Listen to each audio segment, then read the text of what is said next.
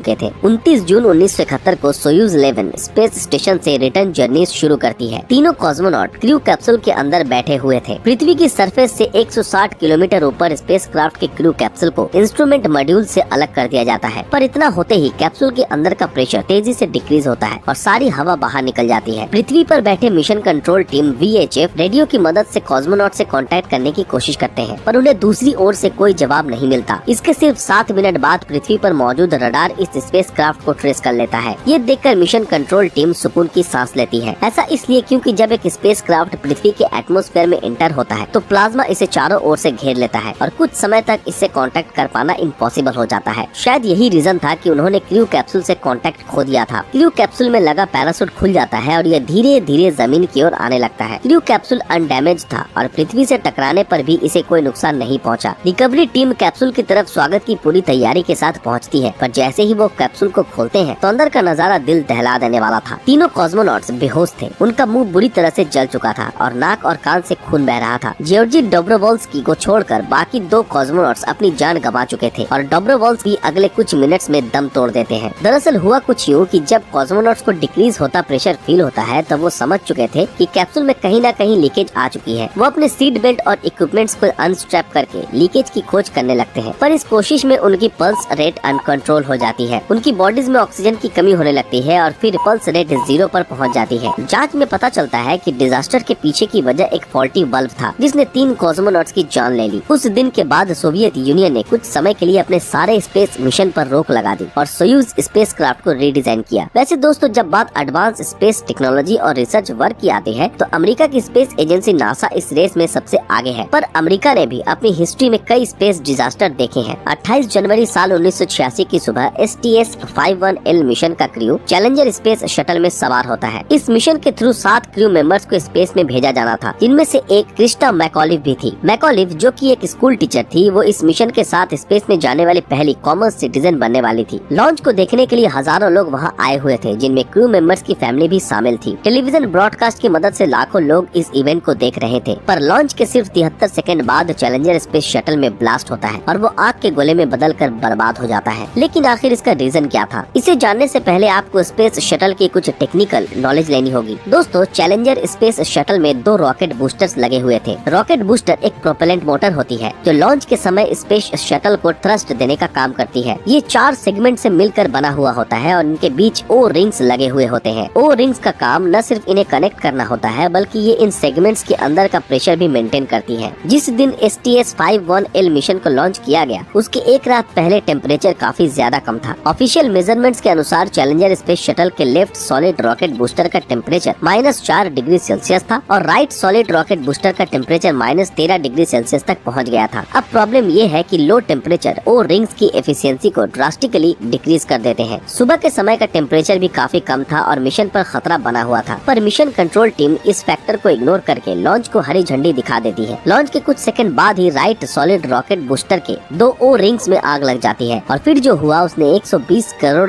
का स्पेसक्राफ्ट को बर्बाद कर दिया और 7 क्रू मेंबर्स की जान ले ली। अब बात करते हैं कोलंबिया स्पेस शटल की। साल 1981 में अपने लॉन्च के बाद से ये स्पेस शटल 2002 तक 27 बार स्पेस में जा चुका था। 16 जनवरी 2003 को इसे 28वीं बार स्पेस में लॉन्च किया गया। STS-107 मिशन के तहत इसमें 7 क्रू मेंबर सवार थे, जिसमें भारत की कल्पना चावला भी थी। 16 दिन चले इस मिशन में एस्ट्रोनॉट्स ने 80 से भी ज्यादा साइंटिफिक मिशंस को कंप्लीट किया। 1 फरवरी 2003 को कोलंबिया स्पेस शटल पृथ्वी पर लौटने की जर्नी शुरू करती है। स्पेस शटल के क्रू को पृथ्वी पर बैठी मिशन कंट्रोल टीम से अप्रूवल मिलता है और स्पेस शटल पृथ्वी के एटमॉस्फेयर में री एंटर हो जाती है। पर कुछ ही मिनट्स बाद स्पेस शटल में लगे सेंसर्स रिकॉर्ड करते हैं कि इसके लेफ्ट विंग पर काफी ज्यादा प्रेशर लग रहा है। अनफॉर्चुनेटली मिशन कंट्रोल टीम की इस पर नजर नहीं पड़ती। एक विंग पर एक्स्ट्रा प्रेशर के कारण स्पेस शटल दूसरी डायरेक्शन में ड्रैग होने लगता है, पर स्पेस शटल में लगा फ्लाइट कंट्रोल सिस्टम इसे संभाल लेता है। इस कारण से अंदर बैठे क्रू भी प्रॉब्लम को महसूस नहीं कर पाते। 20,120 किलोमीटर प्रति घंटे की स्पीड से पृथ्वी की ओर बढ़ते इस स्पेस शटल के सारे फंक्शंस धीरे धीरे बिगड़ने लगते हैं और सेंसर्स फेल हो जाते हैं, जिसके बाद स्पेस शटल के टुकड़े टुकड़े हो गए और इसमें बैठे सभी एस्ट्रोनॉट मारे गए। पर आखिर इसकी वजह क्या थी? इन्वेस्टिगेशन में पता चला कि जब कोलंबिया स्पेस शटल को लॉन्च किया जा रहा था तब इसके एक्सटर्नल टैंक से एक थर्मल प्रोटेक्टिव फोम टूटकर अलग हो गया था, जिससे लेफ्ट विंग एक्सपोज हो गया था और उस पर एडिशनल प्रेशर आने लगा। मिशन फेलियर की फोटोज और दूसरी क्रिटिकल इन्फॉर्मेशन को कभी भी पब्लिक नहीं किया गया। किसी स्पेस इस मिशन के दौरान ये एस्ट्रोनॉट्स की मौत की आखिरी घटना थी। कहते हैं कि मिशन कंट्रोल टीम को स्पेस शटल में फॉल्ट की जानकारी पहले से ही थी और वो अच्छे से जानते थे कि अब क्रू मेंबर्स की जान नहीं बचाई जा सकती, पर अगर वो पैनिक सिचुएशन क्रिएट करते तो मिशन के लिए रखे गए साइंटिफिक गोल्स भी पूरे नहीं हो पाते और शायद पृथ्वी के एटमॉस्फेयर में री एंटर होने के पहले ही एस्ट्रोनॉट्स कैजुअलिटीज का शिकार होने लगते। वैसे आप क्या सोचते हैं, क्या साइंटिफिक एक्सपेरिमेंट्स के लिए इंसानों को स्पेस में भेजना सही है या फिर हमें ऐसे कामों के लिए रोबोट्स की हेल्प लेनी चाहिए? कमेंट में जरूर बताएं। दोस्तों आज के लिए बस इतना ही। अगर ये वीडियो आप लोगों को पसंद आया तो इस वीडियो को लाइक और ज्यादा से ज्यादा शेयर जरूर करें। अगर आप हमारे इस चैनल पर